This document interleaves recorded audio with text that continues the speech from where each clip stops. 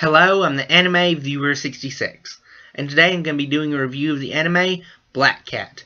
Now, this anime was recommended to me by one of my fellow reviewers here on YouTube, Yuki Cross. Now, she recommended me to review this pretty much today, but I had already seen this anime a while back, but since she recommended it to me, I decided to go ahead and review it today.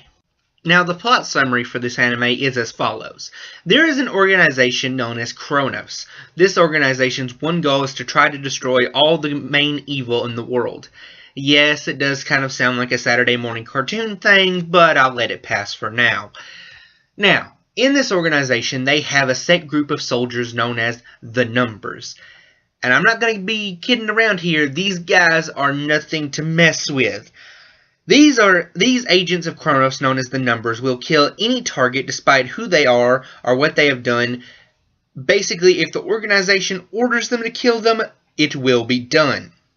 And it's kind of scary how close to real life that is. But I digress. In this organization, there is none better to their job than Trey Hartman.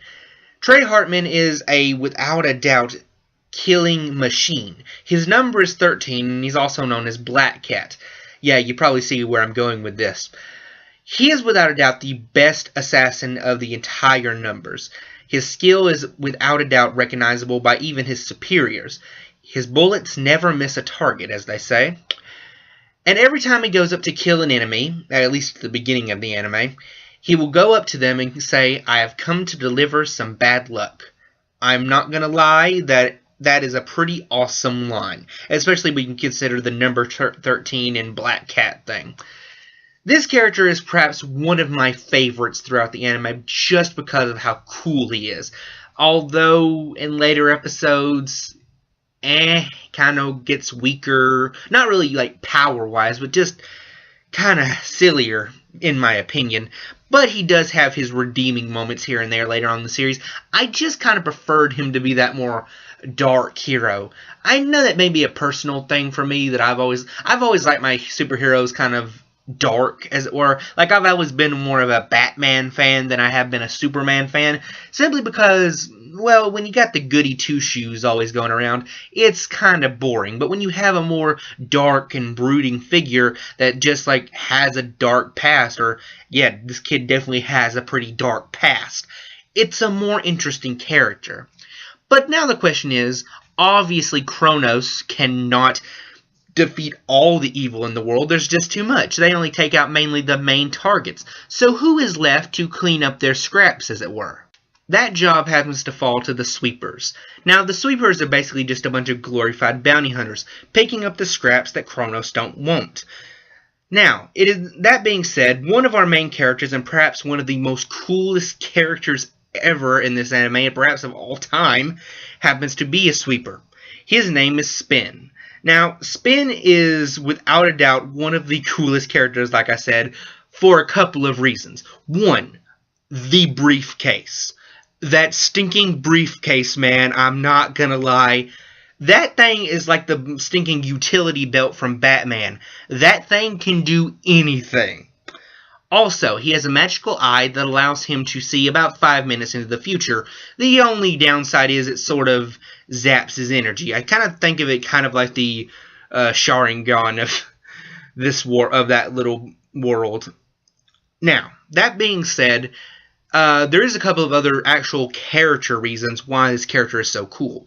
For one, he always follows by a code of chivalry. Even though he's usually dirt poor and just goes around from town to town, he still acts like a suave gentleman, and it's like he honors the code of chivalry. Like, you know, you must always protect the lady in distress, all this kind of stuff. It's a very noble kind of thing, and I've always liked characters that had some sort of sense of nobility to them, even if the guy was literally dirt poor, like I said.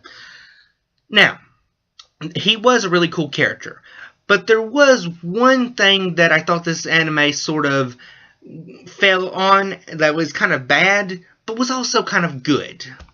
And that was the fact that it just had, in my opinion, too many characters. The reason I say that is because in anime like Naruto or One Piece, they have time to develop all of those characters. and to get you actually invested in them. Because the thing is, if you don't like one character in Naruto or Bleach or One Piece or whatever, then you have time to like another character even if you don't like a certain character. That's one good thing of having a very wide range cast-wise.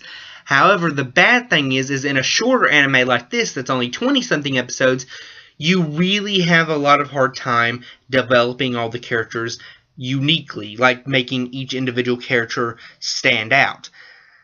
This anime does it very good for what they're given, but I just think that certain characters could have been left out, and also certain characters could have been given more of a backstory and more of a proper kind of message to the audience, like actually letting us get used to this character instead of just throwing it in there. There is a couple of examples of this with some of the other bad guys in this, and also some of the numbers. I just thought that it should have either been a longer anime to let us get used to these characters, or let us understand these characters more, or it should have just taken out a few of those characters. But once again, that is not that big of a deal. It's just more of a nitpick on my part. So yeah, that was a little bit good and a little bit bad, just depending on your view of it. As for characters that really stuck out, the one character that really caught my eye besides the main cast was the main villain, or sort of main villain, was Creed. Now, Creed is what you would get if you mixed an obsessive fanboy with the Joker. This guy is obsessed with number 13, Black Cat. This guy is obsessed. He builds statues to number 13. Like the guy, number 13, not the number. The assassin. This guy is like creepily obsessed. Like, you know, in usual animes when you have the characters that you put together, and usually it's made by the fans, how like you'll have one fan put these two characters together, or another fan put these two characters together. Sort of like how you got the whole Light and L thing from Death Note, or the Sebastian and CL from Black Butler. That was mainly made by the fans reacting to certain scenes in the anime. But in this anime, I think you may have legitimately a one-sided yaoi relationship. Not even gonna lie. This guy can take... I'm not really sure who did the voice acting, but he had a lot of fun.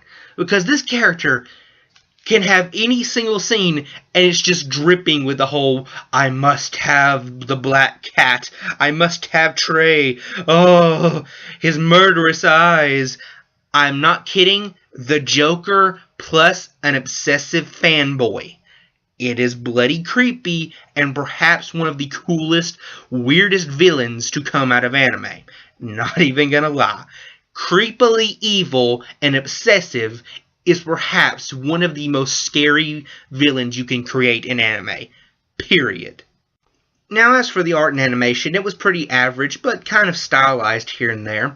And just like the last anime I reviewed, I think they used their budget very well, and where they chose to kind of cheapen the budget and where they chose to strengthen it within certain scenes.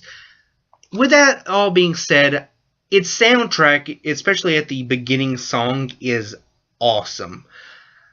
I give this anime 4 stars out of 5. Until next time, I'm the Anime Viewer 66. Thank you, and good night.